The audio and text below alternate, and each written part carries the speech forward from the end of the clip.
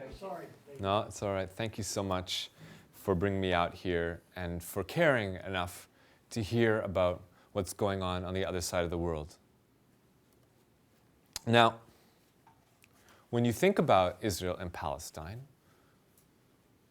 what do you think is the biggest problem? Most people don't really think about the 1% exploiting the 99%. It's the same problem here as it is there and all over the world. This is just an abbreviated list of the top Israeli officials who either have had allegations or investigations or charges or convictions for graft, bribery, and other major corruption in the last few years alone. Just in the last few years. This mayor, this mayor, this mayor, this mayor, this mayor, this mayor, this mayor, this mayor, this mayor, this mayor, this mayor, this mayor. This member of Knesset, this member of Knesset, this member of Knesset. This minister, this minister, this minister, this minister, this minister, this minister. This chief rabbi, this chief rabbi, this chief rabbi, this chief rabbi's son, this top rabbi, this top rabbi. This prime minister, this prime minister, this prime minister. That's all the prime ministers that have been in power since I've lived in the country in the last 15 years. There's only one person not on this list, and that's because they're dead.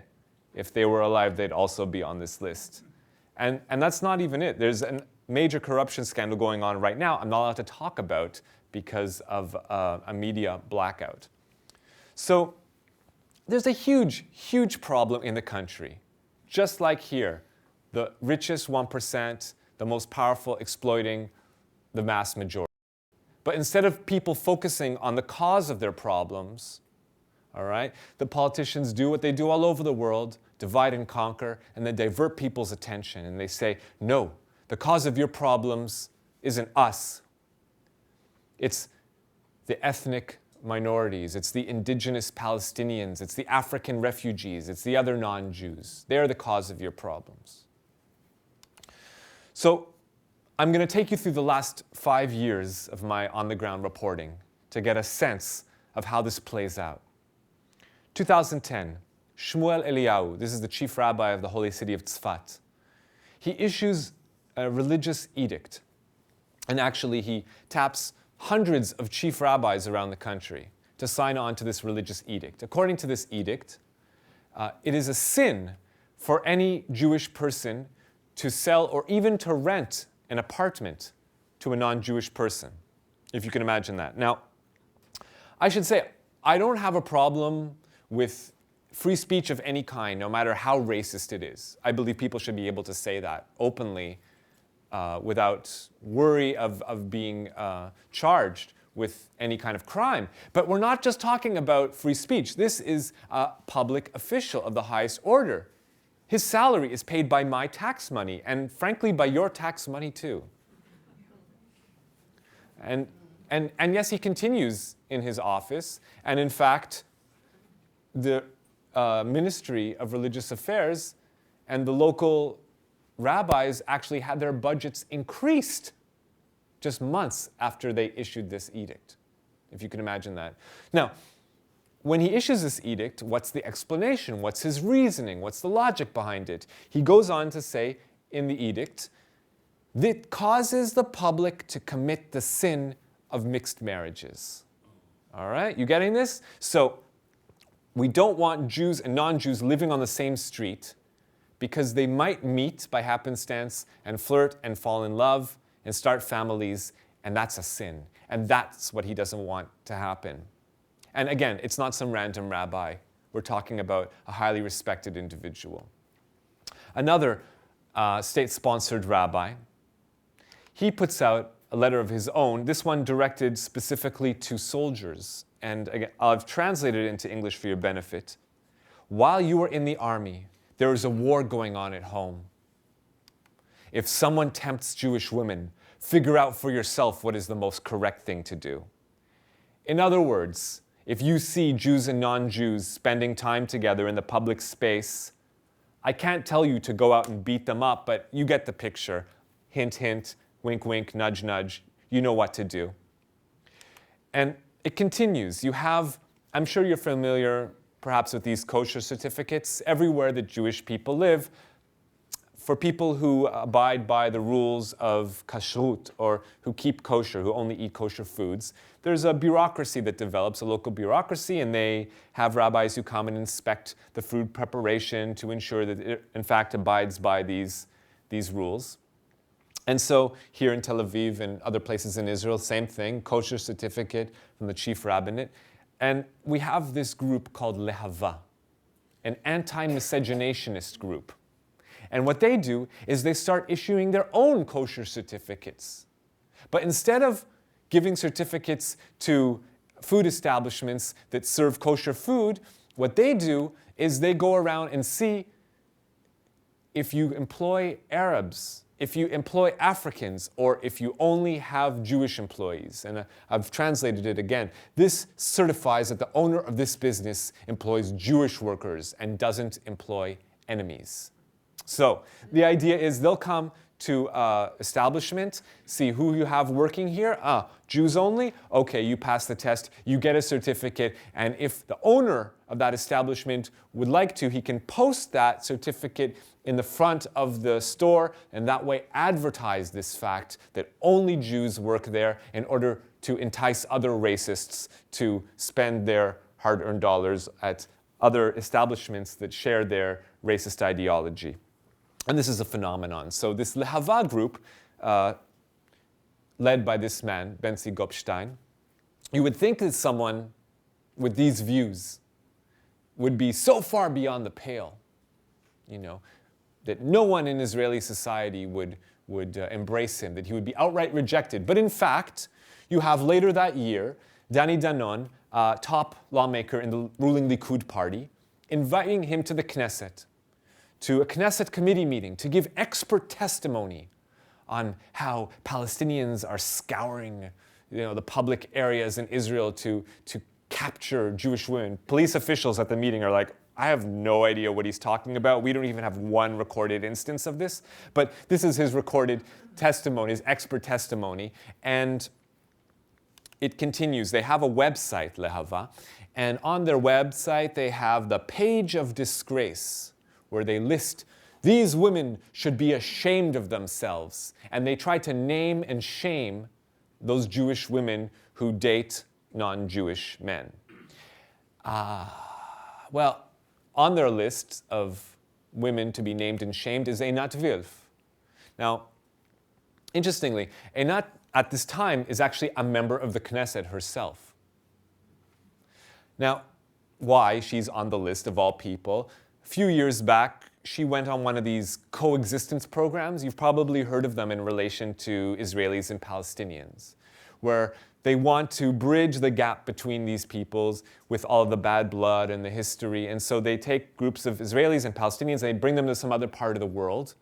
And they hope that outside of the context of the Middle East and all the tensions, that they can just learn to get to know one another as human beings and get past their history. And this also occurs for Jews and Germans as well, to get past their sordid history in the last century. So on one of these excursions where they brought Israeli Jews and German non-Jews together, she met this man, the German journalist Richard Gutjahr, and they fell in love and started their family, and they're married and they have a kid. And because she is a race traitor by Lehava's definition, they list her and try to name and shame her on their website.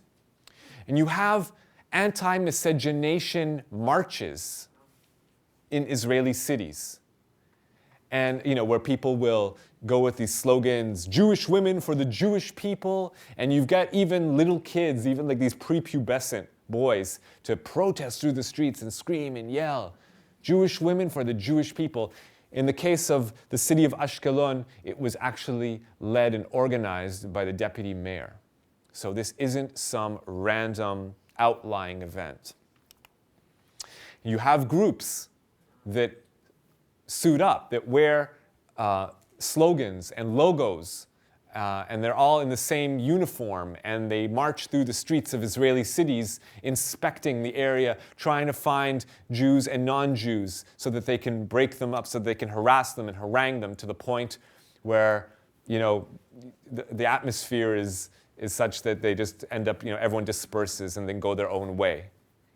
And there's some people who take it to the next level, and they don't even put on uniforms. They just mask up, and then they just, look through the streets trying to find anyone, and then they just beat them. They jump on someone, and they'll beat them, and they'll put them in the hospital, or they'll put them in the morgue if they suspect that this Palestinian man may have been flirting or trying to hit on this Jewish woman. Now, a classic example of this occurred in the summer of 2012, where this young man, Jamal Julani, a young Palestinian man, was just walking down the street in downtown Jerusalem, just minding his own business. And a group of Israeli Jews saw him, and they were just incensed. Yeah, let's get him. And they just jumped on him out of nowhere. And they beat him so badly, they actually killed. Technically, he was dead. That paramedics came, and they resuscitated him, but brought him back from the brink. While they're resuscitating him, the people who perpetrated this, the very men who beat him, are standing around. They're not running away. They're not trying to hide. They're standing over him. They're saying, what do you care? Why are you trying to revive him? He's an Arab. And because they didn't care, they also didn't care when the police caught up to them. And they said, yeah, straight up. Yeah, we beat him because he's an Arab, because we don't want him potentially flirting with our women. And they should have gone to jail for a long time. But in the end, they got off with just a slap on the wrist after a few months. It was all over because the police claimed that they lost the tapes of their videotaped confession. So this is how it works in Israel. You can't expect the police to enforce the law, what law there is. Just days after this attack, that group, Lehava, that anti-miscegenationist group I told you about, they go to the very same spot in Zion Square, if any of you are familiar with downtown Jerusalem geography. And they hand out these handbills with handwritten Arabic. And again, I've translated it into English for your benefit. We are not willing to let an Arab go out with a girl from our nation. Last week, an Arab who thought he could find Jewish girls got hurt. So the message is loud and clear. There's no shame around this stuff. Straight up. That's what happened, and that's what's going to happen to you if you dare come down to our part of town being downtown Jerusalem. At this point, you barely see any Palestinians in downtown Jerusalem because essentially groups like this have ethnically cleansed the downtown core. Here's a story for you. This woman, she would describe herself as a typical Jewish Israeli woman, or she would have. She's passed now, sadly. But while she was alive, living her life, she met this man named Gabriel. Now, he's an African refugee from Sudan. I'll tell you a little bit about the African refugees later on in the presentation, but for now, all you need to know, he's living in Israel, and they met and fell in love and decided to spend their lives together. One day, they decided to take a weekend off. They drove down to the tourist town of Eilat on the Red City resort. And, it's on the Red Sea. They're going out. They're having fun. They're on dune buggies. And they take their photos, and they upload them to Facebook. Any young couple would do. But Lahava isn't just combing through the city streets looking for mixed couples.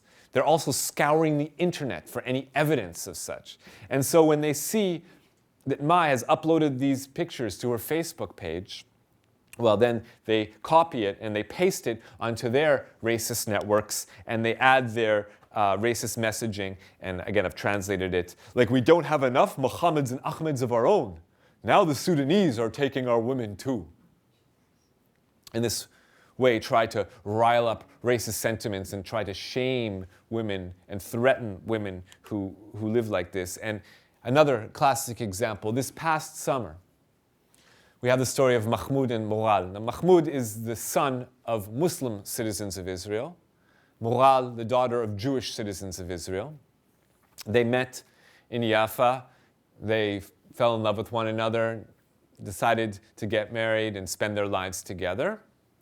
And on the day that they chose to celebrate their union with their family and friends, unfortunately, instead of being able to spend those moments cherishing that time, he had to end up going to court on the day of his own wedding because Benzi Gupstein of Lehava took their wedding invitation. I don't know how he got it, but he took it and he distributed it again on his racist networks and invited all his frenzied followers to come out to their wedding and protest, their wedding party. And Mahmoud went to court, appealed to the judge, please stop this. But she didn't see fit to do so. The wedding went ahead, and so did the protests. And you had hundreds of Israeli Jews outside the wedding hall screaming, Mavet la'aravim, death to the Arabs. Now, you see from this photograph taken there, one of the signs that was being held up and one of the chants that was going on is Hitbolelut hi shoah la'ama Yehudi.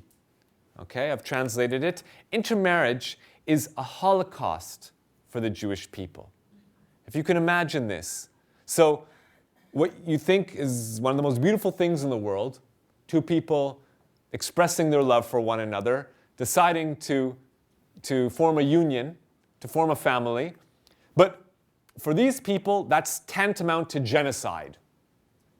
This is the discourse, okay?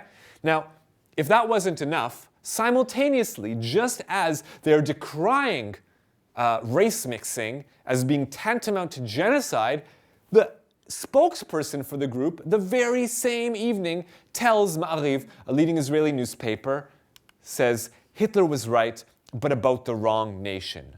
We are the chosen race. It's like, the dissonance is just insane. And yet, this is the discourse on the streets.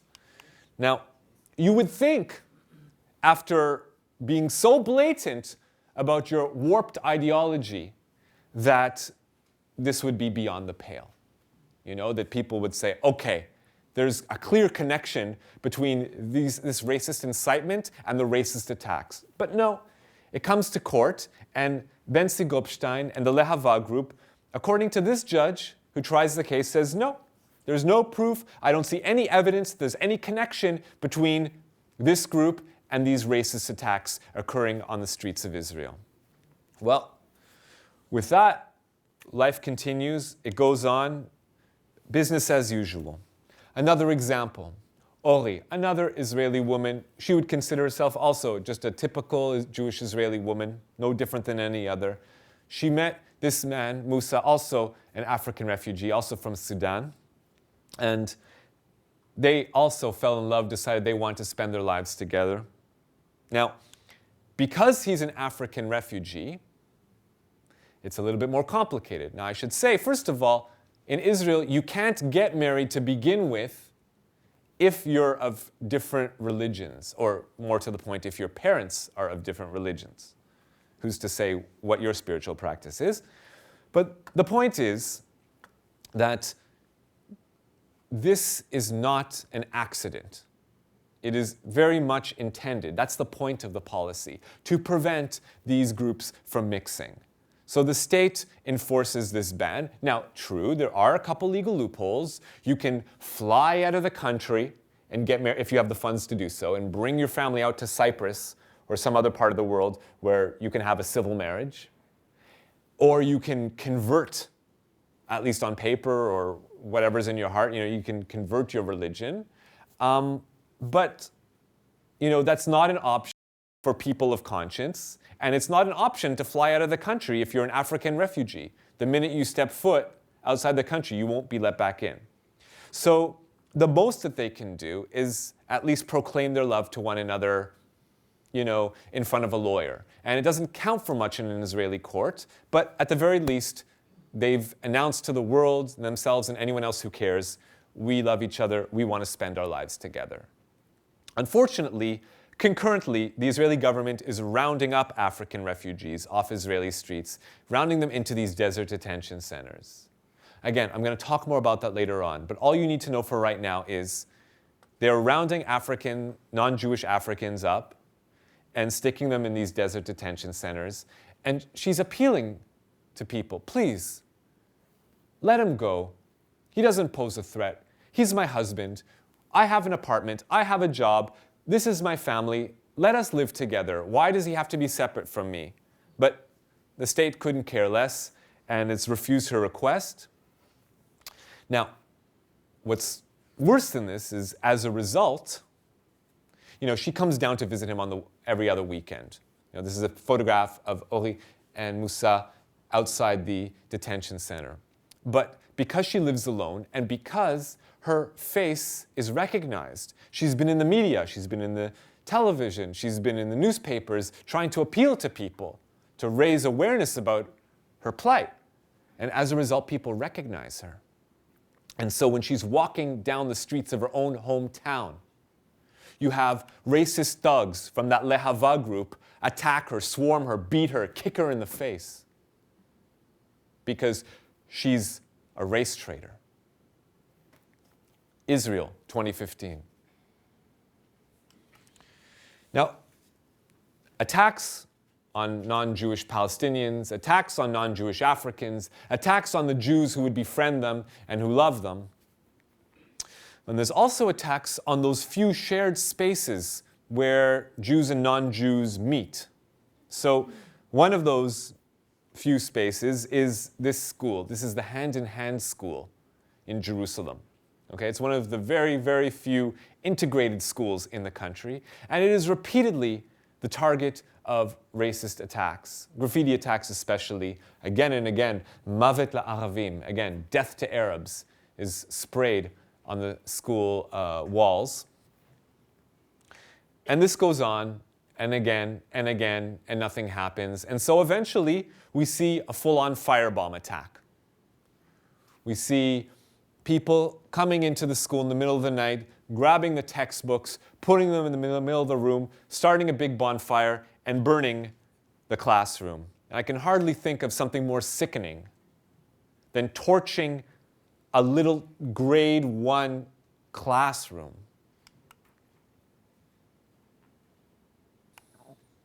So if there was any question of who perpetrated this, the case was settled when you look at the graffiti they'd left behind.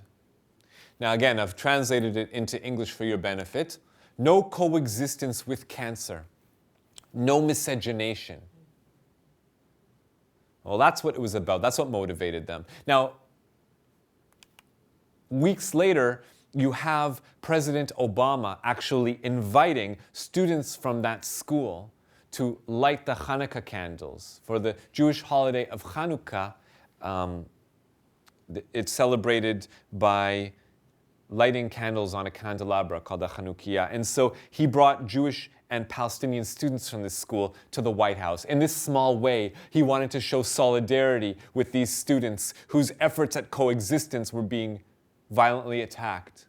Now, with Obama being so blatant and putting it in this subtle way in the, trying to push it into the media so that people will start to talk about it somewhat, at this point, even the Israeli police are embarrassed enough into action. And so they, round up people that they believe were responsible. These 3 young Jewish Israeli men, members of Lehava, quick search through their Facebook page turned up these posts. Death to the Arabs. We're sick of them. A Holocaust should be done to them. Now, after they were taken in, the Israeli media interviewed the mother of one of these young men. And what she had to say was, if it wasn't for the law, I would have done it too. And she went on to say, Jews and Arabs learning together is disgusting. And then you wonder why there is miscegenation. So from the earliest ages, this is the message from one generation to the next. Now, they were charged with arson, they were charged with breaking and entering, and they were charged with vandalism. What's missing? They weren't charged with any hate crime. Why is that? Well, in Israel, there are hate crimes on the books. Okay, it does exist in the legal code. But, once again, there's a legal loophole around this. So, even Meir Kahane, the founding father of Israeli fascism, when this law came to the Knesset, he, in fact, voted in favor of it. And the reason why is because of this legal loophole, which said that if you use quotes from the Torah or the Talmud to justify your incitement to racism, if there is a religious justification for it, you're exempt. And so that's what these people do, from the rabbis to these racist thugs. As long as they quote some chapter verse, then they get off the hook. Now, when I see this photograph of these three young men, smiling, clearly not perturbed by their circumstances, not expressing regret for what they'd done, this is what I think about. Now, I don't mean to suggest for a second that there's no racism in America, that we're post-racial in any way. You just need to open the newspaper or go onto the internet and you quickly see Mike Brown and Ferguson and, it just doesn't end. We're constantly being bombarded with reminders that there is a war on people of color and it's state sanctioned. But at least there's some shame around it. At least most people are embarrassed about it, or some measure of people. Here, you need to go back in time, maybe 50, 60 years, to find images of people who proudly display how racist they are. Okay? But in Israel, you have top officials, again, supporting and sanctioning this. So after that firebombing, you had, again, another chief rabbi of the city of Kiryat Motzkin. He writes an op-ed in his local newspaper. He says that our mall is crawling with Arabs who, with their nets, hunt poor Jewish girls day and night unceasingly. And he goes on to write, grant the Israel Prize to the group Lehava. May these righteous people be blessed. If you can imagine that. So the Israel Prize, that's the highest prize in Israel, right? And the Lehava, that's these racist thugs that I've been talking about. These people who firebomb a school because Jews and Arabs study together, they deserve the highest prize. And again, my tax money and your tax money are paying his salary. And this is what he does with it. Here are a few photographs of some of those children who study at the Hand in Hand school in Jerusalem that was firebombed. Each photograph is one Palestinian student, one Jewish Israeli student. When I look at these photographs, I'm filled with some small measure of hope. Like it's possible that we perhaps could get past this bad blood, that maybe. But that's not what public officials think. When the mayor of Tel Aviv, Ron Huldai, does everything in his power to prevent one of these schools from starting up in his city. When Yona Yahav, the mayor of Haifa, does everything he can to prevent an integrated school from being established. Let me put it to you this way. In all of human history, 3,500 people, more or less, have ascended to the crest of Mount Everest. Okay? And about 500 people have gone into space. You actually stand a greater chance as an Earthling of being one of those people who've gone to the top of Mount Everest than you do of being a young person in Israel and studying with a member of the other racial religious group. You actually almost stand as good of a chance as going into space, if you can imagine that. 1954 is when the US Supreme Court issued the Brown versus Board of Education decision desegregating public schools. And yet, in Israel, almost every single school is segregated to this day. This is still what it looks like, all these decades later. And it's not even just there. They're trying to export that model. So, if you can imagine, I'm sure some of you may recognize this photograph of the Loving family. The case of Loving versus Virginia was the Supreme Court case that ended bans on interracial marriage. Again, you have to go back 40 plus years to get to the point where that even had to be debated in a public forum in this country. Last year, the Israeli Ministry of Education spent $4 million to prevent intermarriage. Not in Israel. Here. Everywhere else in the world but Israel. $4 million, okay, to send emissaries out into the diaspora to convince Jewish youth not to get married to non-Jews. Money well spent, huh? And it's throughout the culture, in the upper echelons. So we have Yair Lapid, the great white hope of the liberal Zionists, you know? And even he, after that wedding of Moral and Mahmoud, he went on saying, if my son came to me and said, Dad, I want you to meet Rona, not Rina, it would bother me greatly. I don't care what you think. Keep your racism to your damn self. The state has no business in the bedrooms of the nation. It's 2015. And yet, why does he say this stuff? Because he knows he can score political points off it. He knows he'll get more people to vote for him if he comes out with statements like these. Now, this is the secular officials. Finance minister. Now, you move to the religious officials, the Minister of Religious Affairs. Well, then it's like, they just go all out. After that mixed marriage, he said about it that it's a silent Holocaust. Again, this isn't a marginal discourse. It's squarely it's right out there for the top levels of government. This is the messaging. Now, no shocker, because this is someone who in the past has said of Palestinians that they're beasts, not humans. So I guess no surprise that marrying them would be a silent Holocaust. He's also said that a Jew always has a much higher soul than a goy. That's a derogatory term for non-Jew. So no shocker there. But the point I'm trying to make here is that you can score political points off of making racist statements, that it only benefits your political career. The last election campaign, we had the Shas party putting out this poster.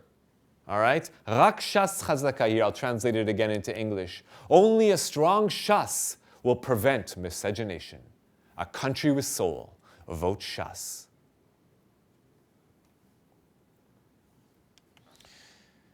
And it gets sicker. Now, I don't know if any of you have seen images like these, but they've been becoming more prevalent in recent years. So this is the idea. You take a young, conventionally attractive Jewish Israeli woman.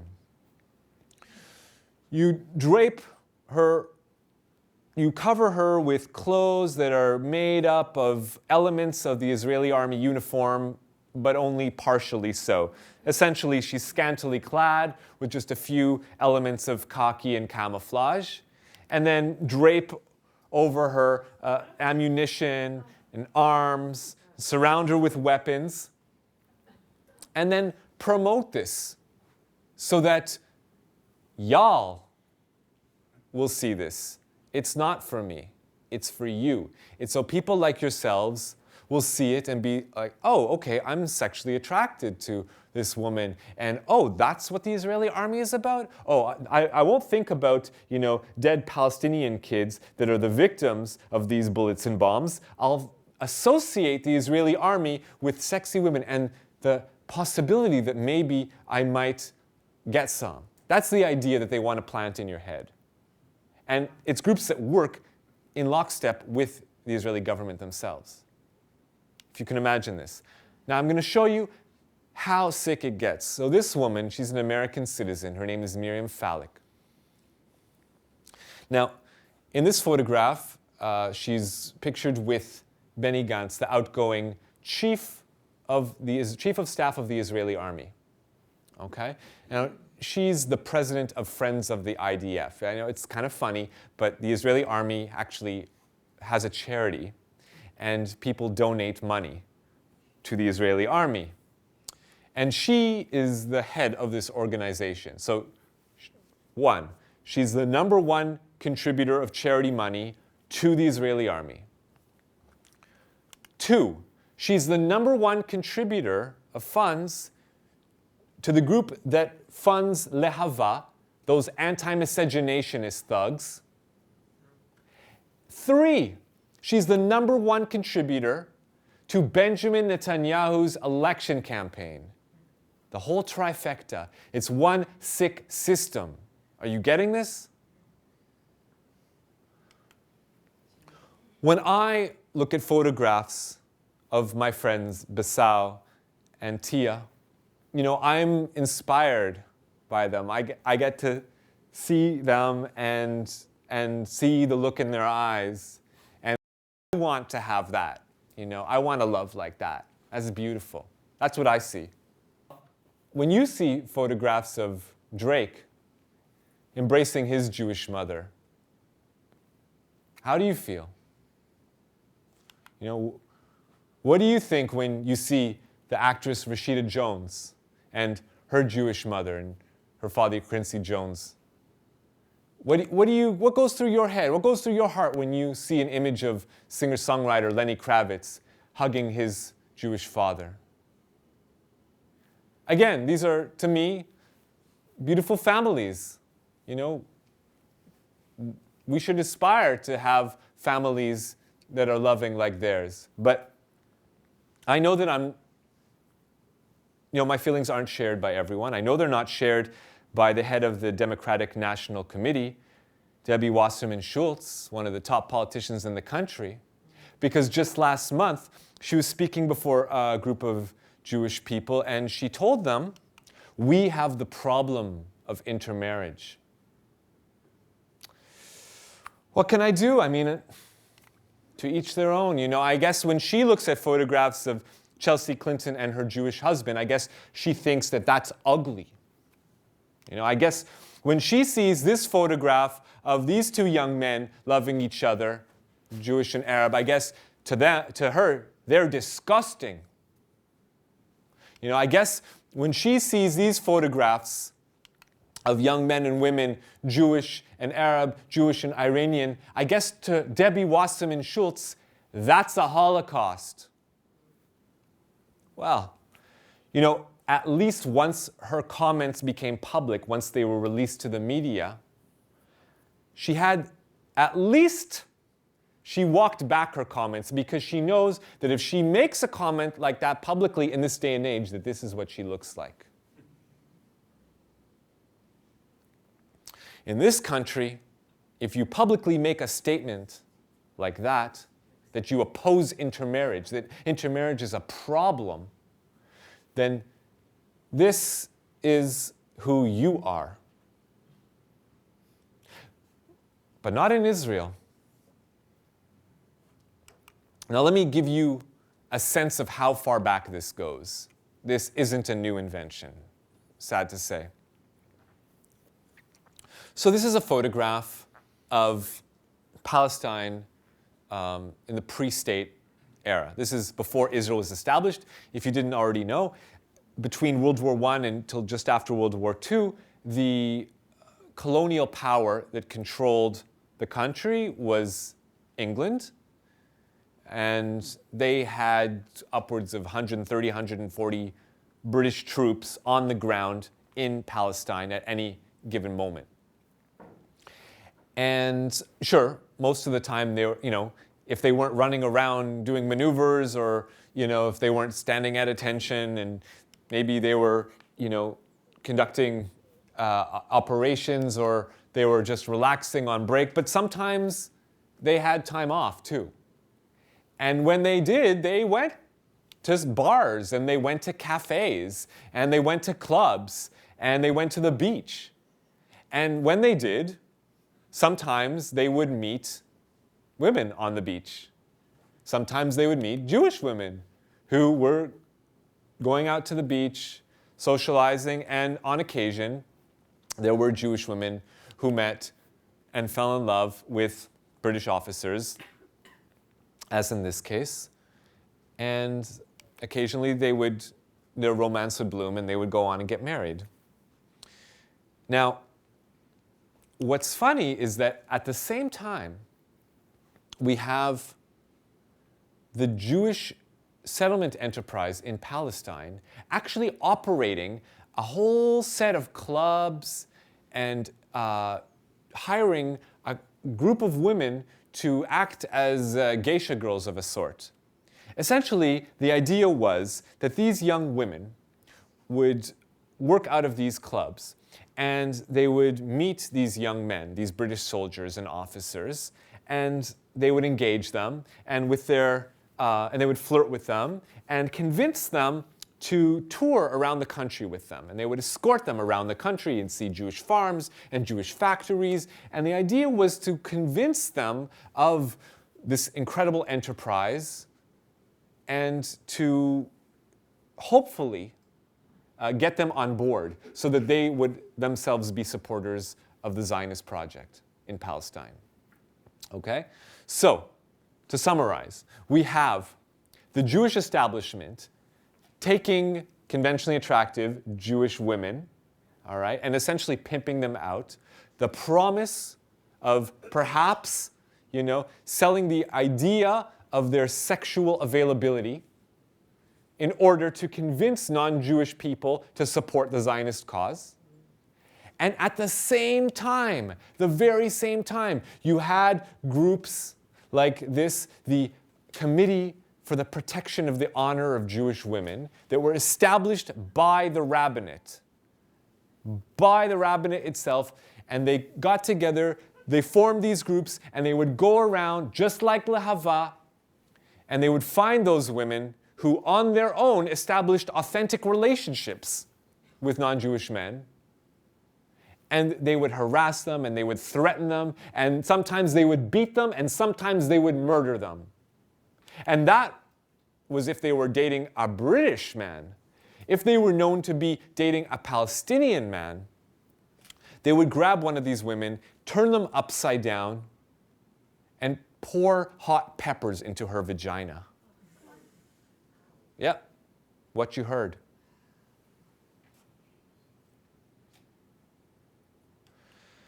Now, those groups, those sexual terrorists, they called themselves the Sons of Phinehas. Okay, what is Phinehas? Who is Phinehas?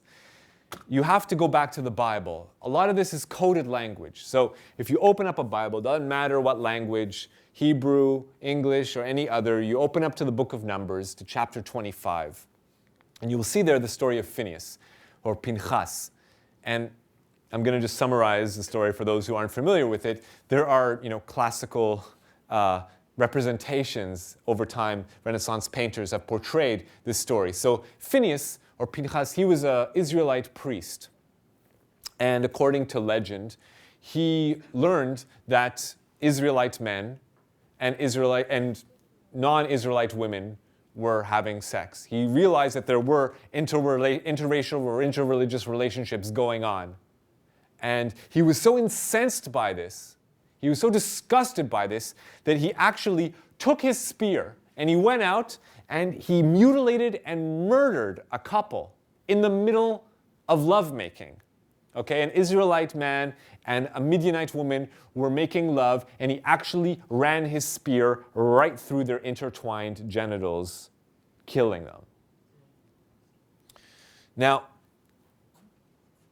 the story actually portrays Phinehas as the hero.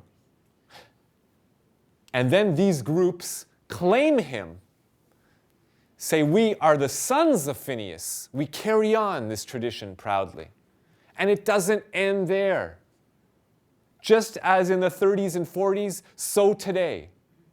This past summer, Aryeh King, one of the city councilors of the city of Jerusalem, at that time responsible for security of the city of Jerusalem.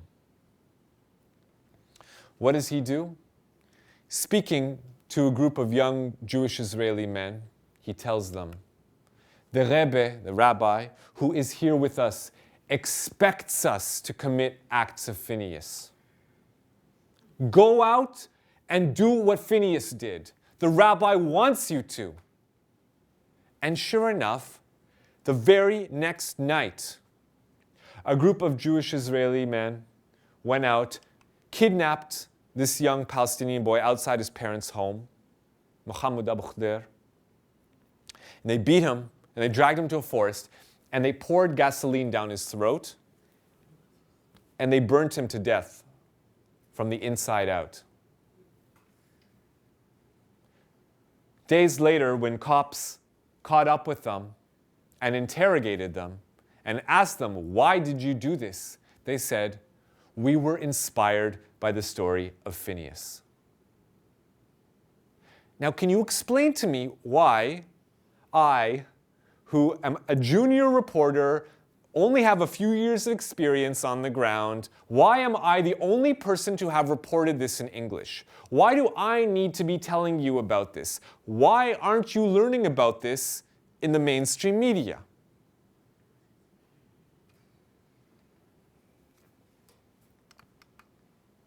Now, what followed this summer, I don't need to tell you about. You probably have a bit of a sense, and there are others who can speak to it, who were there on the ground. So I'll just make it brief. We saw what happened, Operation Protective Edge, so-called. Over 2,000 people dead, more than half of them civilians. There were so many dead, in fact, that you had people using, fridges, where the people usually hold fruits and vegetables, using them to hold bodies because there were just so many. There wasn't room in the morgue. You even had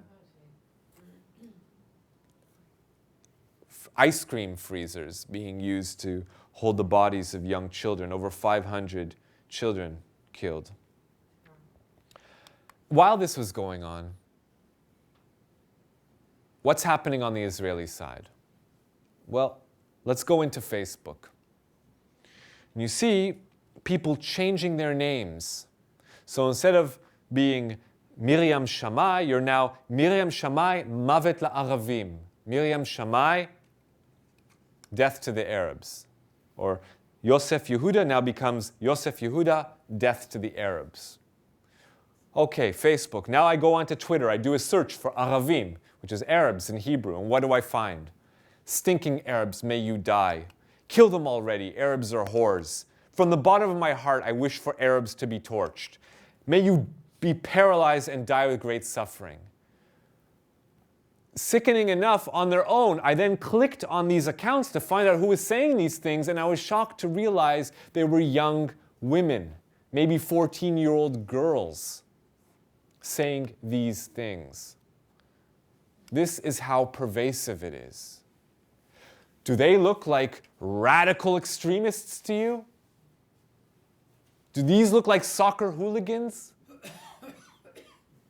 They're not religious. They're not extremists. They're average, ordinary Israelis, I'm sad to say.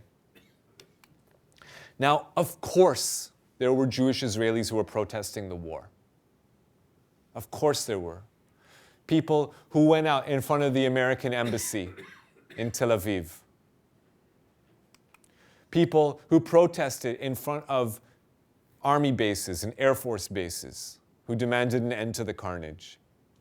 Of course, there were people who went out into the streets protesting with signs, again, translate, Hakibush horeget kulanu, the occupation kills us all. But while this is going on, what's the message from on high? So you have Again, the great white hope of the so-called liberal Zionists, Tzipi Livni.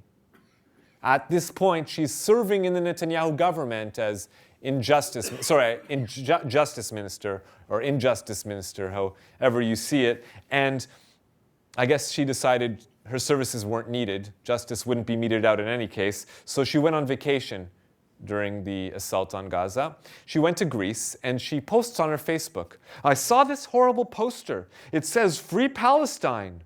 I managed to tear part of the poster, and she puts up an image of her fiddling with this poster. Supposedly she's ripping it. Now, the message to Israeli citizens is loud and clear. If you see people protesting, if you see people holding up signs, rip it down. Rip them down. And that's what happened. So, in the cases of Palestinian citizens of Israel who protested, they didn't even have a chance. The police just went all in and just started beating them up, willy-nilly, arresting over 1,000, holding people for weeks and months. Now in Tel Aviv, Jewish Israeli citizens have a little bit more privilege, and as a result, it wasn't the police beating them. Instead, it was these right-wing thugs, the Lehava group, and other Israeli right-wingers who came to the streets hearing that there was an anti-war protest, and they came to counter-protest and to physically assault them in the streets, to show them what's what. Now, we couldn't expect any protection from the police, because while this is going on, police officers themselves are writing on their Facebook pages, "Your kids are terrorists like you. Die, every one of you stinking Arabs." Or this officer who wrote on his Facebook account, "May another 1,000,000 Arab children die. Amen." These are the people who are sworn to serve and protect, right? You had people protesting in Haifa, being beaten in the streets, ambulances carrying them away, and people running after the ambulances trying to open them up and continue to attack the people inside. You had the deputy mayor of Haifa at one of these anti-war protests. Thugs set upon him, beat him up, and he says himself he saw police officers right there. They witnessed the entire thing. They stood by and didn't do anything. This is the deputy mayor. At this point, gradually, public spaces in Israel are being depopulated of Palestinian people. Because they know, why take the chance? Why go out into the streets? There's marches of hundreds screaming, "Death to the Arabs, death to the Arabs."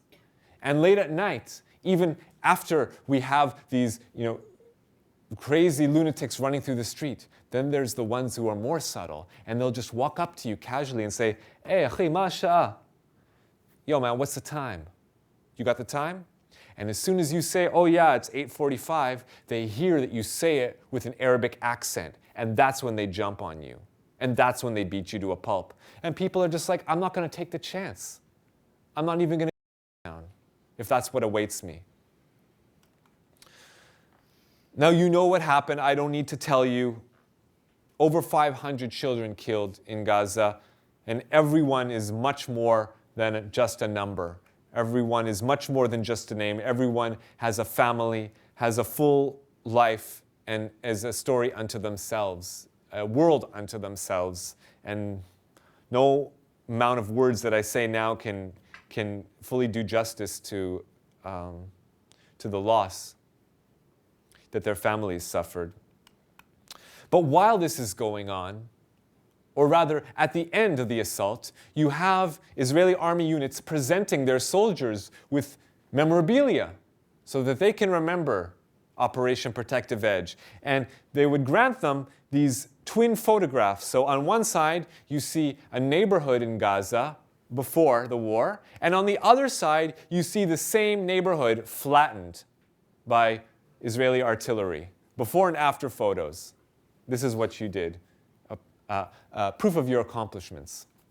And you had other units who printed up T-shirts, as they often do. Deployed, destroyed, enjoyed. Gaza 2014. Within days of the assault, these were seen. At the end of it all, surveys were conducted, and they consistently found that 95% of the Jewish Israeli population felt that the operation was justified. A mere 3% said that they felt the army used excessive firepower. Now, I have to say something here, okay? I actually dispute this. I actually believe the number of people who objected to the war is higher. Because at this point, people are afraid to say what they really think and feel. You're going to lose your friends, you're going to lose your family, you're going to lose your job. In many cases, this actually happened. So people don't want to say anything. So I actually believe the number could be 5%, it could be maybe 10%, I've heard even 12, but that's pushing it, and it's definitely not 15 or 20 or 25 or 40. Okay, we're still talking about a very small percentage of the Jewish Israeli population. While this is ongoing, what are the statements that the ruling party is putting out? Well, you have leading ideologues of the Likud party, like Hillel Weiss, who writes on his Facebook page, "Listen up, Abu Mazen," that's a reference to Mahmoud Abbas, the president of the Palestinian Authority. "You are not a people, so therefore it can't be a genocide. But destroying you, like the horde that you are, is commanded by Yahweh, commanded by God, and it will take place sooner or later." Well, with attitudes like that so prevalent coming from top-level officials, you can hardly wonder why some Jewish Israelis are just like, I'm getting out of here. True, part of it is because of the dire economic situation. As I explained or alluded to at the beginning, it's really difficult to make it through the end of the month. With all this money going towards defense, so-called, manufacturing arms and the arms industry, it doesn't leave so much for social welfare and other social programs. And people feel the pinch. And so you have increasing numbers of Jewish Israeli youth, partly for economic reasons and partly because they can't stand the racism anymore, just getting up and going. Whether it's to the United States, Europe, in many cases it's often Berlin of all places. Berlin has become a Jewish capital, an Israeli capital for Israeli expatriates of all places in the world. Ironically, where so many of their grandparents fled from because of what happened just a couple generations ago, you now have increasing numbers of Jewish Israelis returning to and starting new lives there because they now find it to be a place that accepts them, that is tolerant, that is multicultural. And when this emerges, when the Israeli media gets a whiff of this and learns that there are these increasing numbers of Jewish youth flocking to Berlin, wow, it just elicits from people all the visceral hatred that's been building up inside. So another top Likud official, of the ruling Likud party, he responds to this phenomenon on his Facebook. "Excrement of feces, people. I doubt you are Jews. Shits, human garbage, pathetic. Show your faces. Get the hell out of here. Don't come back and don't come looking for us when the butcher's slaughtering knife returns." This is the message. Now, you can hardly be surprised under these conditions when, over the course of the summer, at those anti-war rallies that I spoke of, you have people like this left-wing activists posting, "Tivrechu kol od efshar." Flee while it is still possible. Ironically, talking about the butcher's slaughtering knife returning, while some Jewish Israelis are leaving the country, you actually have other people for whom there is a very literal butcher's slaughtering knife hanging over their heads. People who are actually fleeing to Israel because they have it a lot worse where they came from. Now I'm talking about those African refugees I alluded to earlier, mostly from Eritrea and Sudan. They make up about 90% of the African refugees in Israel. It's a group of about 60,000 people who immigrated between 2006 and 2012 during those 6 years. Now, how can I tell you about them in a way you'll understand? Let me go back in time by analogy, show you a few photographs. When you see this picture, people boarding a boat, getting on an ocean liner, setting out to sea, standing on deck, taking pictures with their family, with their friends, smiling, laughing, joking, posing. I mean, you even see some guy on roller skates, right? I mean, clearly it's a relaxed atmosphere on board. You see a man holding a glass of wine. You see women lying down in lounge chairs. You see first-class compartments, dining rooms, cafes. I mean, obviously, this is high society. Does anyone have an idea where these photos were taken? Anyone want to wager a guess? They were on their way to... These photographs were all taken on board the SS St. Louis. If you can imagine that. And if you don't know the story, I'm just going to bring you up to speed. So, on the very eve of World War II, when it was already obvious what Hitler had in mind, it was still possible, at least for some Jews, to escape. And just before World War II broke out, you had this boat, the SS St. Louis, leave out of Hamburg, on board almost 1,000 Jewish people, and they fled. And they crossed the ocean, and they came over to North America, and you're absolutely right, the US government refused to allow them to disembark. The Canadian government did no better. It wouldn't permit even a single person on board. Cuban government, the Caribbean countries, it was all the same. None of these nations allowed these Jewish people in, even though the specter of genocide hung over their heads. And as a result, that boat ended up turning back. And almost all those people ended up perishing in the concentration camps. Now, when I show you these photographs, lounging, chilling, posing, while they may be at leisure, would anyone in this room dare say that they aren't refugees? Of course not. They escaped Nazi Germany. They were forced to return to Nazi Germany, and they died in Nazi Germany because they weren't pure-blooded Aryans, right? Now, even though they're clearly in a relaxed state, no one would dare say that they aren't refugees, and yet the Israeli government would have you believe that none of these people are refugees.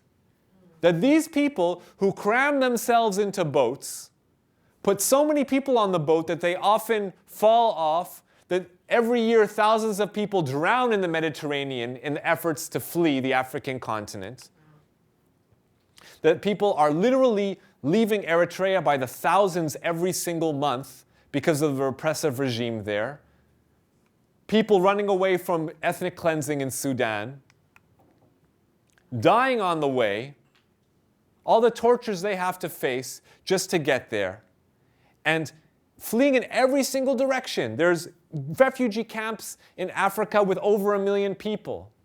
There's countries who are taking in well more than it's often the third world countries that take in more than their fair share of refugees. People going in every single direction in Europe and Australia and America, and yet somehow just the refugees who come to Israel are all work migrants. They're all just coming to make a buck. They've got an easy life in their countries of origin, according to the Israeli government. They just want to make money. So who are these people, when they arrived in 2006, 7, 8, really they didn't look that different than the Israelites of yesteryear, according to the mythology of the Bible. When they crossed the desert from Sinai into Israel on foot, it didn't look so different from the way the border appeared a century ago. There wasn't much to demarcate it. This is what that border looked like. Now, okay, I imagine it wouldn't be very comfortable to try to get through this barbed wire, but it's clearly not insurmountable. Anyone in this room probably could have gotten through if they were motivated enough. And this is what they found, these African refugees. And none of them infiltrated, not one. Every single one of those 60,000, they crossed the border, they stood where they were, they didn't try to sneak into the country, they abided by international law, they did exactly what they were supposed to do. They waited for an Israeli army patrol to come by and applied for asylum, and they asked for help. They didn't try to sneak into Tel Aviv. They waited, the army came, picked them up, took them to an army base, gave them medical tests to make sure they didn't have any communicable diseases. They took them and they gave them questionnaires to make sure that they weren't terrorists or didn't pose any military threat. And then they were allowed to enter the country, according to the Refugee Convention. Now, that migration has stopped because in the effort to prevent any more Africans from entering the country, the Israeli government spent billions of dollars to build this high-tech fence along the border, cutting it off from the rest of Africa. So that's it. There's no one else crossing the border anymore. It's those 60,000 that made it in, end of story. Whoever else is trying to flee, they're on their own. But what's worse is what happened to those 60,000 who made it into the country. Because the government isn't just trying to prevent any more Africans from entering, it's determined to drive out all those who have already entered. So, of those who've made it in, the government just ignores 80% of their applications, just doesn't even relate to them. They're gathering dust in some office. And for those that it responds to, it just outright rules out 99.99%, whatever, 99+% of them. So just rejection, rejection, rejection, rejection, rejection. If you can imagine this, only 4 Eritreans have received refugee status in Israel. 4. Oh, but I'll bet they are real refugees and they probably had the worst tortures. Well, a little bit of perspective for all y'all. If you can imagine this, more Israeli citizens received refugee status right here in the United States in the last few years than Africans received refugee status in Israel. Yeah, there's Israelis who actually come to this country and apply for refugee status right here. More of them get it than Africans get refugee status in Israel. Amazing. And it's worse. So a Twitter follower of mine actually alerted me to this phenomenon a few months ago. This is an omnibus bill that passed in Congress. I don't know, you're familiar with these omnibus bills where they want to push through like a huge whack of legislation, so they just table this massive law. It's 1,000 pages long. No one's ever going to read it. It's just a way of like pushing through whatever, pork barrel bills you've got that's going to help you with your constituents. And so it goes through without much of a fuss. And so no one really notices what's in it and what isn't. Someone alerted me to this one little aspect of it. If you flip through the pages and you get to section 480, you find that it provides $15 million just last year made available for refugees resettling in Israel. Wow, that's awesome. So that means that these poor African refugees who've escaped their tortures in their home countries, made it to Israel, are now going to receive $15 million from the United States in order to help them resettle. Not so fast. We're still talking about Netanyahu's Israel, right? And so what he did was he just siphoned off this money so that instead of actually serving the population that it was intended to, he just passed it over to his old friend, Natan Sharansky, now head of the Jewish Agency, a sectarian group devoted to only helping Jewish people. Now, there's nothing wrong with a sectarian group. There's nothing wrong with a group saying, okay, we are here to provide help to Jewish people. Fine. The NAACP also provides help to African American people, this group, that people.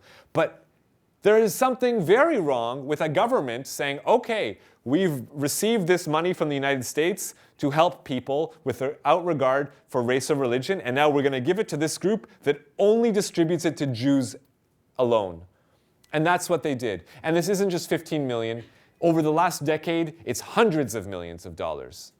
That's your tax money that should be helping these poor African refugees and instead diverted to Jewish immigrants to Israel for their benefit. Now, if Israel isn't accepting African refugees, who does it accept? You'd be surprised. In this past year, these two men, top Ukrainian government officials, all right? Now, again, we're talking about your tax money. The United States transfers tens and hundreds of billions of dollars to the Ukrainian government in an effort to shore up democratic institutions, to support fledgling democracy in the Ukraine. These men that you see right here, they left the country with tens and billions, hundreds of billions of dollars of your tax money, and they fled with it to Israel. And within hours of their arrival, they received sanctuary. They got asylum. So no African refugees fleeing for their lives, but if you're a Ukrainian official fleeing with tens and hundreds of billions of dollars, no problem, we'll find a safe place for you. These are your shared values. This is your strategic partner in the Mideast. And Israel already has a sad history of relations with Africa to begin with. You know, one of the biggest pillars of the Israeli economy is the diamond industry. I don't need to tell you about what that looks like on the ground. I'm sure you have some sense of it. The exploitation of African labor. And I don't need to tell you about Israeli arms industry. It's one of the biggest in the world, and proportioned to its population and to the size of its economy, its GDP, it's actually the largest arms manufacturers and distributors in the world. And I'm sad to say that that has consequences. This photograph was not originally in black and white. It's a color photograph, and it's not from Europe. It's not Auschwitz. It's not Birkenau. It's Rwanda. And no small amount of the people who died in that genocide died from Israeli weapons that were sold to them during the war. While the genocide was ongoing, Israeli arms manufacturers continued to sell weapons, arms, ammunition to the same groups that were perpetrating the genocide with the full knowledge of top Israeli officials, Prime Minister and Defense Minister.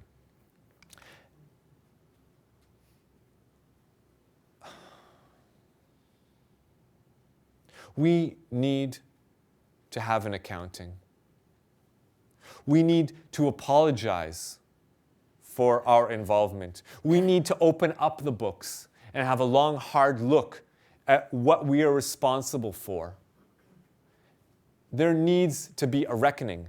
And that's why this Israeli professor has brought it to court, filed freedom of information requests with the Israeli government in an attempt to open up the books and so we can see the extent of the crime and at least come to terms with it. How else can we move forward? And of course, the Israeli government has stymied those efforts. This judge has refused to allow those files to be opened. So despite his best efforts, we do not know the full extent of that involvement.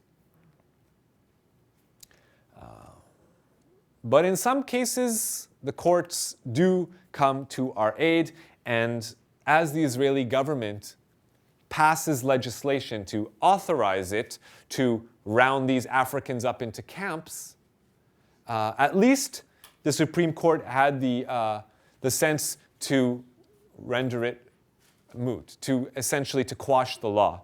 It called this law unconstitutional, saying there is no way that this can stand. These people have done nothing wrong. They've committed no crime. All they did was come and ask for asylum.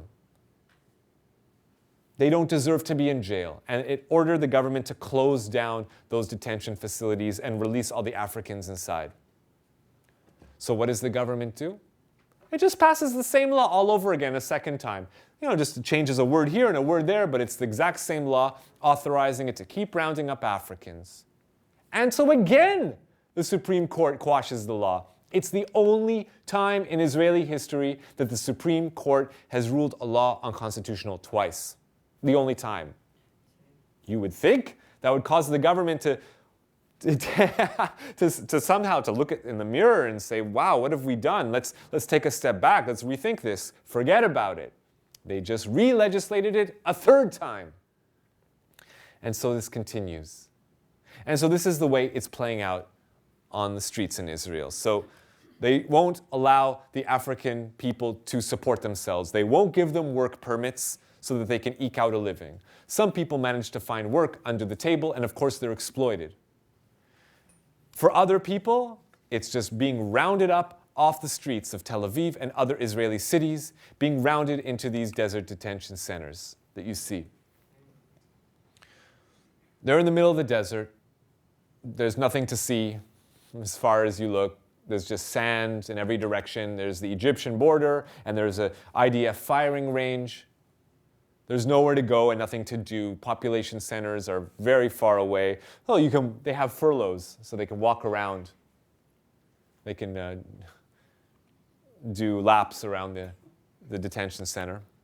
But this medical marvel, Israel, that sends teams of scientists to every place in the world, but somehow it can't manage to find the funds for a few beds to provide basic medical care for these African refugees.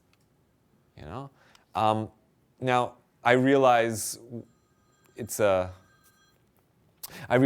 that here in North America, it can get much colder than it does in the Middle East, so I don't want to harp on this, but you have to realize the housing stock here in North America is built for winter, so you have insulation in your homes. In Israel, in Palestine, it's not like that. The houses aren't insulated, and it gets really cold in the winter. And all this is just like metal shipping containers taken off those big boats and plopped down in the middle of the desert. You know what it's like to live in a metal container? In the summer, it's boiling hot. In the winter, it's freezing cold. And this winter, while you had snow coming down and it went below freezing, Celsius, mind you, but freezing, water froze, snow on the ground, people shivering, and in these metal containers, they wouldn't allow them to have heaters. Even if I wanted to buy my friend Mutasim a heater so he could install it there and not freeze every night, they wouldn't allow it in. All they had was one state-issued blanket. That's how sick it was. And if you can imagine, the Israeli media is like putting out this puff piece where they said, oh, aren't we a loving people? Aren't we an honorable people? As it gets cold outside, we even installed heaters in the safaris so the animals won't freeze. We even put in heaters so the zebras in the zoos won't get too cold. Aren't we so sweet, so caring? And while they're doing this, they refuse to allow heaters for those African refugees.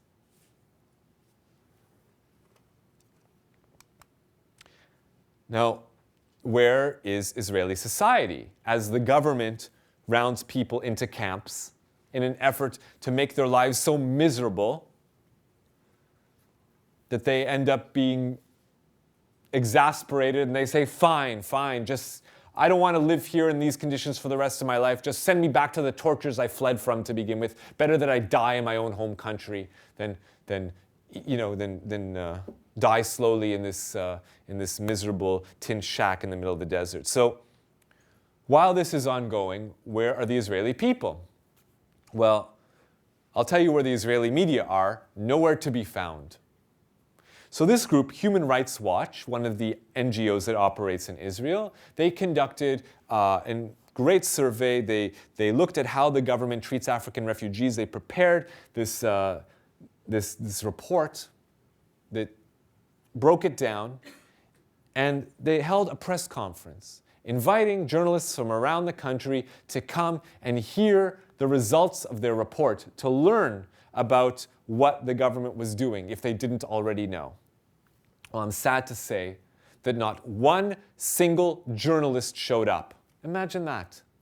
Not one. And that's why this photograph I've included so you can see for yourselves. No one showed up. So a couple African guys who came to hear what it was all about, he's just like, okay, well, there's no one in the audience, so you might as well come right up to the table and sit in front of me, and we can just have a tete-a-tete because there's no one sitting behind you. So they just sat right in front, and they just had a 3-person conversation because no one cared. Now, yes, there are Israeli NGOs who are doing their darndest. They're trying to convince the Israeli people that these Africans are people just like them and deserve a chance, and that they could contribute to society. And they're trying to humanize them because they're being dehumanized. So they put out this poster campaign where they take photographs of Africans and Israelis and show them together, and they write Lo Zarim, Chaverim, not foreigners, friends. And the idea is obviously show them embracing one another, and that a better world is possible, another future is possible. We could choose another path. But it falls on deaf ears. It doesn't have any effect.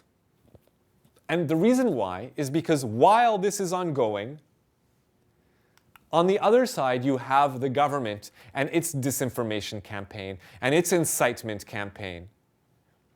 And that's far more effective. So you have the top officials in the Israeli government, the top female official in the ruling Likud party, Miri Regev.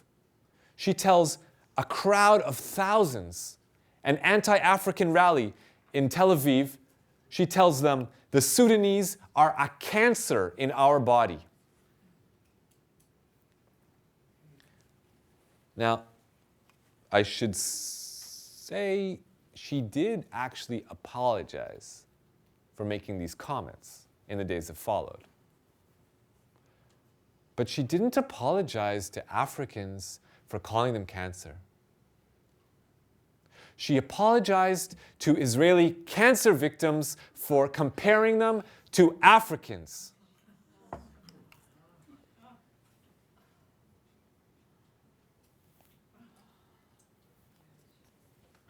And that's a top female official in the ruling Likud party. Top male official in the ruling Likud party, Prime Minister Benjamin Netanyahu, he said this just a couple months ago. Israel is preparing to stop the spread of Ebola to protect from infiltrators. Again, that's another coded language. I need to break that down for you. In the Israeli lexicon, when you hear the word infiltrators, that's the way that they dehumanize and vilify these African refugees. That's the word that's used to brand them as other. And so Israel's preparing to stop the spread of Ebola to protect from African refugees. Now, what does this mean? What's this about? Africans are cancer? Africans are Ebola? Why are they comparing black people to death-causing diseases? The truth is, this concept clearly has currency in Israeli society. Just this summer, you have an Israeli news site conducting a random survey. Hey, it's Barack Obama's birthday. What should we, as the Israeli people, give him as a present? And wouldn't you know it, 48% of respondents said that they should give Barack Obama for his birthday an envelope with Ebola in it. Yeah. What you heard. Now, just a few weeks ago, we remembered the 50th anniversary of the assassination of Malcolm X. And Malcolm taught us many things. And one of the things he taught us was about the power of language and how it's used to dehumanize. And he reminds us that the word Negro, to mean black, comes from the word necro, meaning death. And that this terminology was invented by white supremacists for this very reason, to associate in people's minds black people and death-causing diseases. So when Netanyahu and Regev use these words, they're drawing from the fountain of white supremacy that has a very long history, but it's clearly still effective. And that's why you walk around the streets in Tel Aviv, the liberal city of Tel Aviv, and you will see advertisements for White City, Tel Aviv Luxury Living, advertising a new condo development. Now, admittedly, it's actually mainly a reference to Bauhaus architecture that Tel Aviv is famous for. It's like one of the global capitals of the Bauhaus style that prominently features the color white. Yes, that's true, but you cannot remove it from the context that it operates in. And that context is Tel Aviv is a city that is being ethnically cleansed of Africans. You walk down the streets of Tel Aviv and you will see graffiti. Shchorim masrichim habayta. Stinky blacks go home. You will see graffiti that says, Medina lelevanim bilvad. This country is for whites only. We're talking about Tel Aviv, the city where Israeli Jews firebomb African people's homes and firebomb an African kindergarten. And the people who do it get off without any jail time. We're talking about the city where an African woman is standing on a downtown city street holding her 1-year-old baby in her arms. And an Israeli man walks up to them and stabs the baby in the head 3 times. When the police caught him and interrogated him, asked him why you did this, this is what he had to say. I tried to kill her because I hate them, they're black. A black baby, blacks in general, are terrorists. Obviously, not every Israeli is going to go out and stab babies. That's clearly the mark of a total psycho. Only a complete lunatic would do something that's sickening. But why did he choose a black baby to stab? Because Benjamin Netanyahu and top government officials have been inciting racism against Africans for years already. And that's the message they get loud and clear. Now, with all of this hatred going on, where are the civil rights groups? Where's the Anti-Defamation League? Where the hell is Abe Foxman? Now, you know, it's funny, just last year, the ADL put out this report where they analyzed anti-Semitism in 100 countries around the world. They spent a good deal of money to send emissaries to these far-flung countries and to analyze and conduct a survey. How many people hate Jews? How do you hate Jews? Why do you hate Jews? You know, and they compiled the results of this survey. Surprise, surprise, of all these countries, no one sent any people to survey Israelis. Quite curious. Isn't that important? Don't I also deserve to live in a racist-free society? Well, apparently not. But don't worry, Abe.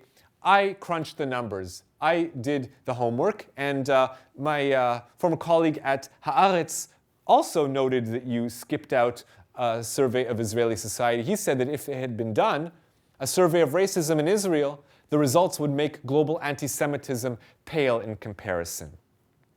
But that's just a personal observation. And I decided to look at the actual numbers. 20 times.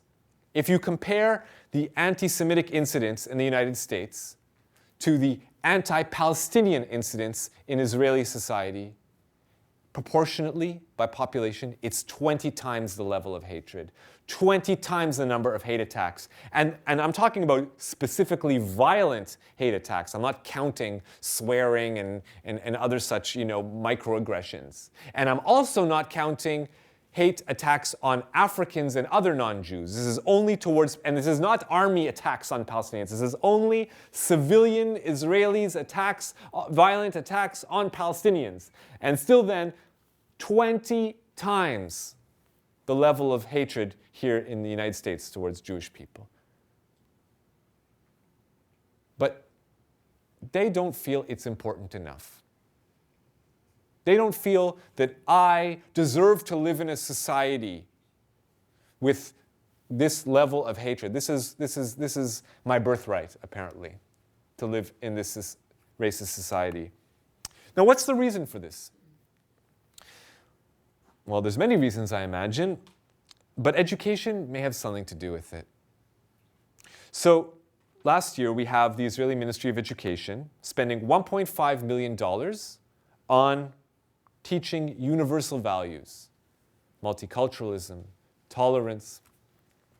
The same year, it spent $15 million, 10 times that amount, on supposed Jewish values and Jewish ideas and Jewish themes.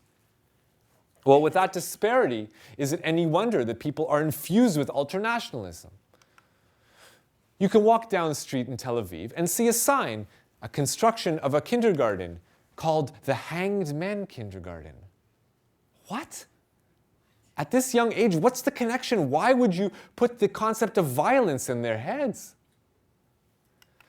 You go into a kindergarten, a nursery in Cholon, a suburb of Tel Aviv, and you see on the wall this display put up by the teachers. And again, translating it into English for your benefit. Mi rotze lahorog otanu? Who wants to kill us? Pharaoh, Greeks, Haman, Nazis, Arabs. Everyone wants to kill us. Teaching infants from the earliest age, everyone wants to kill you. This is what they're breeding into the next generation.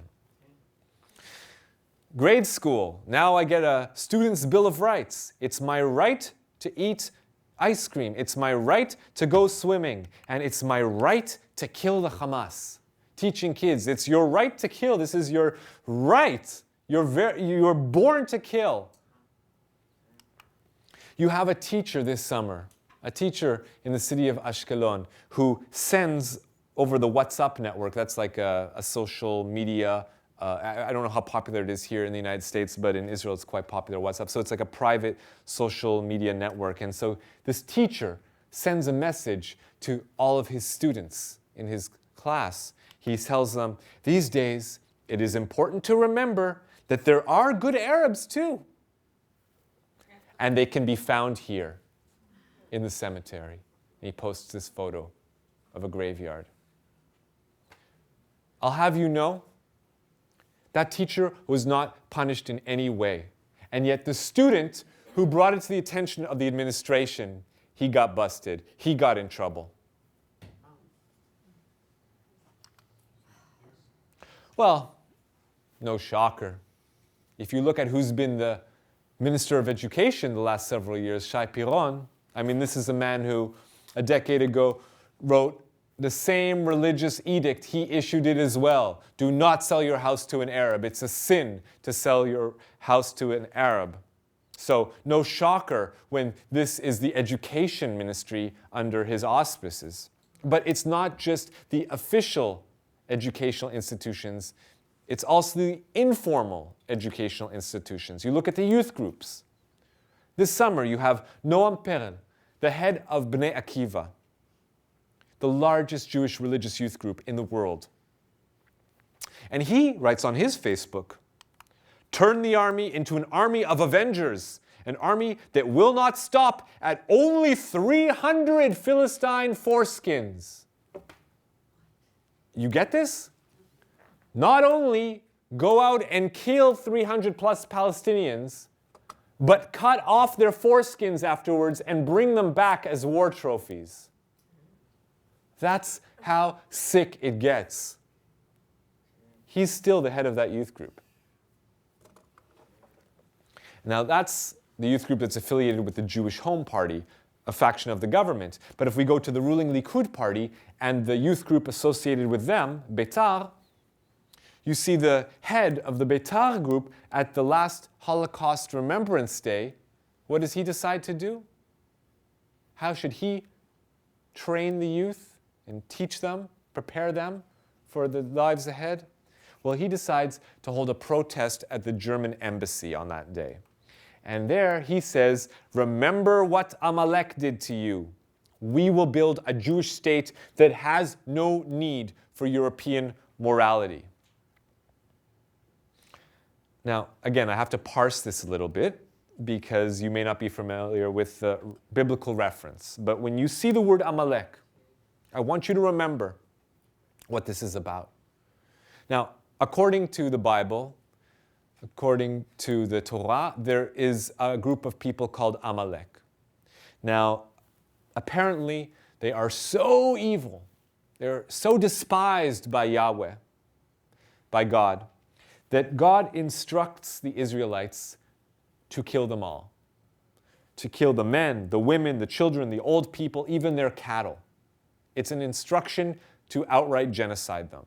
Now, I don't know if this actually happened. I actually highly doubt it. I'll leave that up to archaeologists to get to the bottom of, because it's not clear if these biblical narratives have any basis in reality or if they're pure mythology.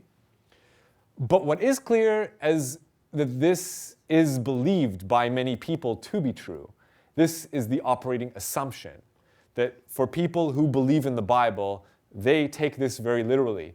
Now, what you have is modern day Israeli clerics bringing this myth out from the pages of the Bible and now resuscitating it. So Amalek isn't only a people that existed thousands of years ago, there are modern day Amaleks.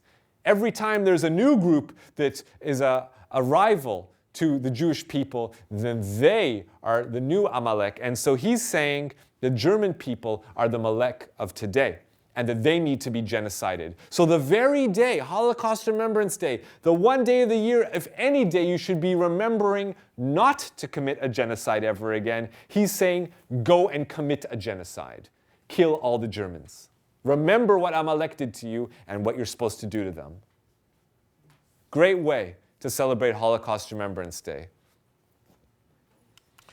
And that's why you have Israeli youth. Here, the captain of the Beersheba youth soccer team, writing on their Facebook pages this past summer, yeah, wipe all the pathetic leftists out of the country. Leftists to the gas chambers. You had this summer, finally, you had Jewish Holocaust survivors taking out an advertisement, an open letter in mainstream American publications, writing, we unequivocally condemn the massacre of Palestinians in Gaza. And when this was reported in the Israeli media, people started responding with, Holocaust survivors who think like this are invited to go die in the gas chambers. And it wasn't only one or two people, and it wasn't only 3 or 4. You even have Jane Eisner, the editor of the Jewish Daily Forward here in the US, tweeting out and promoting an article that she published about those Holocaust survivors, calling them moral emptiness of the Holocaust survivors who took on Israel.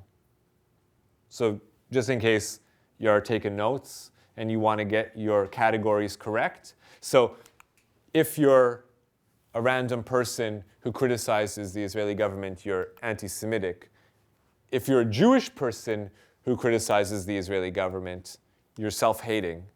And then if you're a Holocaust survivor who's Jewish who criticizes the Israeli government, then you're morally empty. So just in case, make sure we all got our terms correct.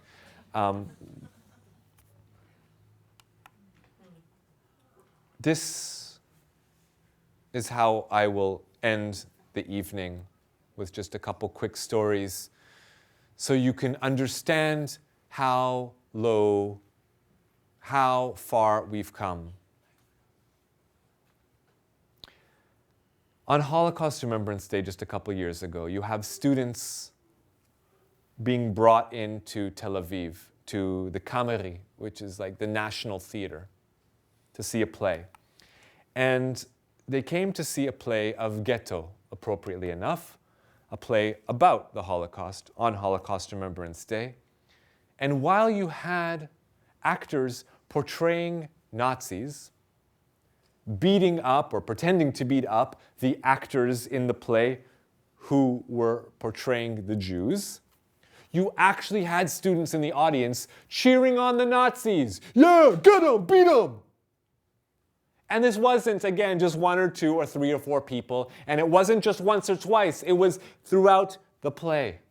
It got to the point where the entire cast broke down crying. And at the end of the play, one of the actors came out on stage and he said, "It was disgraceful behavior. You also embarrassed the Jewish people and the Holocaust." How is this possible? How could Jewish Israeli youth treat this with such disrespect? It's about how the Holocaust is taught. Everyone knows the stories. We're taught them from the earliest ages. They just decided this year that elementary school isn't early enough. Starting next year, kindergarten is when Israeli students are going to learn about the Holocaust. Kindergarten. But it's not just what, it's how. So, when asked, 92% of Israeli students said, yeah, I've encountered racism towards foreigners. They're not stupid. They see what's going on. It's all around them. But after studying about the Holocaust, and then they were surveyed, only 2% said that they identify with the suffering of persecuted nations. Only 2% reported that they feel a commitment to preserve democracy. This summer, we saw the fruit come to bear. We saw people on the streets, those thugs that came to attack the anti-war protesters. You saw them wearing these t-shirts, these insignias, these emblems on their clothes. Now, I don't expect you to know what this is. It's mainly from the European context. You have when Nazis parade through, and hold their public demonstrations in order to rally up their racist members. So you have some anti-fascists who come out to confront them, and they invented this logo, Good Night, White Pride. And so in response, European fascists then flipped the script and turned it into Good Night, Left Side. Haha, no, we will beat you, leftists.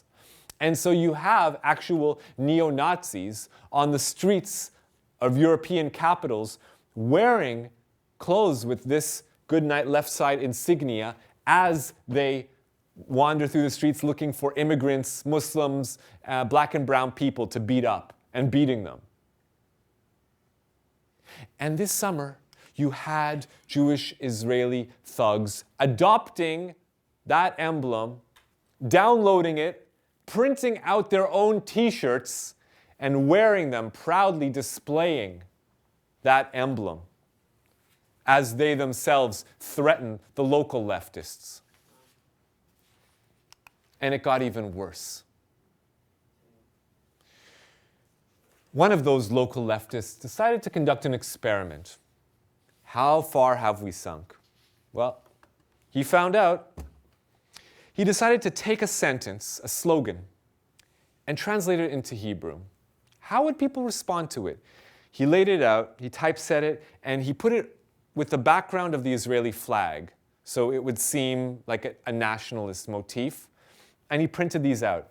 And he walked among the racist crowd. So at one of these anti-war rallies, he goes over, casually walks over to these right-wing thugs coming to counter-protest, to protest in favor of more war. And he starts handing out these signs. And you could see how people took to them and they waved them proudly and held them high and took selfies with them. And when you look at these posters and these people who adopted them as their own, and again, I'll translate it into Hebrew for your benefit. Am echad, medina achat, manhig echad. It's one people, one state, one leader. And if that doesn't sound familiar to you, well, the original isn't actually in English. This is what it looked like, but in the original German. Ein Volk, ein Reich, ein Führer. A very popular slogan of the Nazi Party. Every Israeli youth is taught this. Everyone in the country knows this.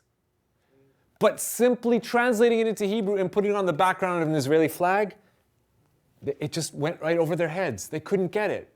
They adopted it wholeheartedly, proud of it. This is where we are. This is what we've come to. And that's why Israel's most respected writer, Amos Oz, said this year, we need to look this monster in the eye and call it by its true name. We also have Hebrew neo-Nazi groups. There is nothing the modern-day neo-Nazis do in Europe that those groups don't do here. The only difference, our neo-Nazi groups enjoy the support of numerous lawmakers as well as rabbis.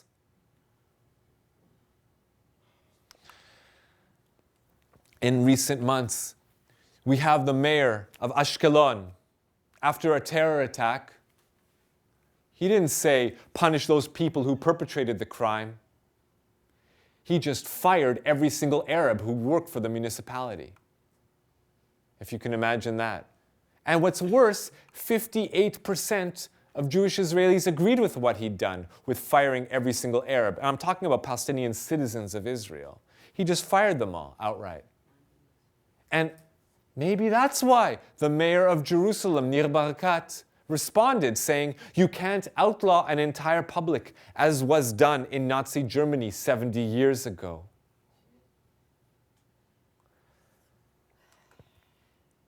If you recognize this young man's face, if you've heard his story,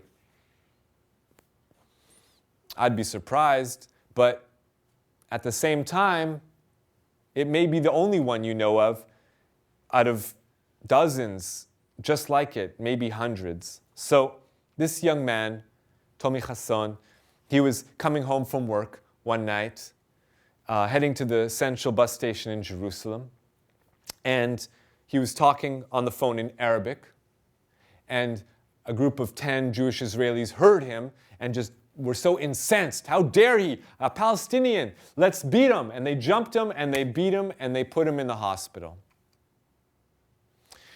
Now, if you heard his story, it's only because it got a little bit of press thanks to the person he was working for. The president of Israel, Ruby Rivlin. But even though he worked for the president of the country, it still didn't help him none, because he's an Arab. And that's the price you pay.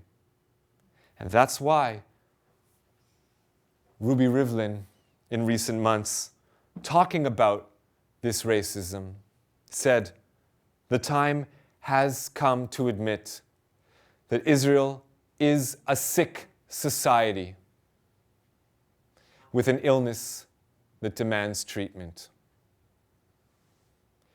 And I hope when you go home tonight, you will think a little bit about that illness and what you might do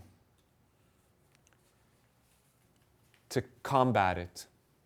Because I can't do more than I'm doing.